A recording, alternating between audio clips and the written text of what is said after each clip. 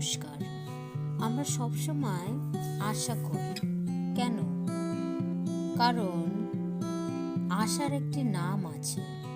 আমরা শুধু এটি কে বা কার উপর আশা করি যদি তার পার্থক্য বুঝি এবং সংশোধন করি, যাহা কিছুতে নয়, জিনিসে নয়, আমরা এক কেউ বা কেহতে আশা করি, এবং তার নাম যিশু, যার অর্থ ঈশ্বর রক্ষা করেন। তিনি প্রাণকর্তা।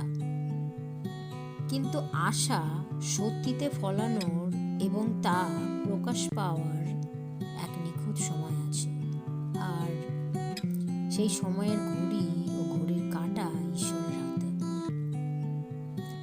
এটা হয়তো আমাদের সময় নাও হতে পারে, কিন্তু ঈশ্বরের সময় সর্বদা সঠিক এবং নিখুঁত। আমাদের আশায় বাধা নেই যখন আমরা আশা পূরণ করার মালিকের পরিচয় জানি। আশা বারবার আসে, আশা আবার আসছে। জয় যিশু। ধন্যবাদ। আর সদা প্রভুতে আনন্দিত হও এবং তিনি তোমার হৃদয়ের ইচ্ছা পূর্ণ করবেন। প্রভুর সান্নিধ্য আনন্দ করো, তিনি পূর্ণ করবেন তোমার মানবাসনা। প্রভু পরমেশ্বর পরিকল্পনা চিরস্থায়ী, সার্থক।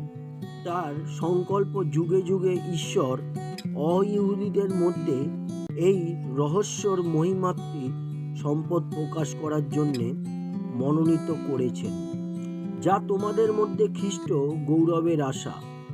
ঈশ্বর তার লোকেদেরকে এই সমৃদ্ধ এবং মহিমাত্মী সত্যটি জানাবেন যে তিনি সমস্ত মানুষের জন্য রয়েছেন।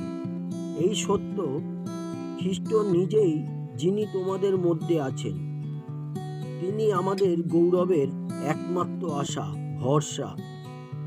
প্রভু যিশু, আপনি আমাদের একমাত্র আশা, ভরসা এবং বিশ্বাস। ধন্যবাদ প্রভু। এবং আমরা আপনাতে আশা করি, কারণ আমাদের যা আশা তা আপনার মধ্যেই রয়েছে, আপনারই দেওয়া, এবং আমরা বিশ্বাস করি পূরণ হবেই।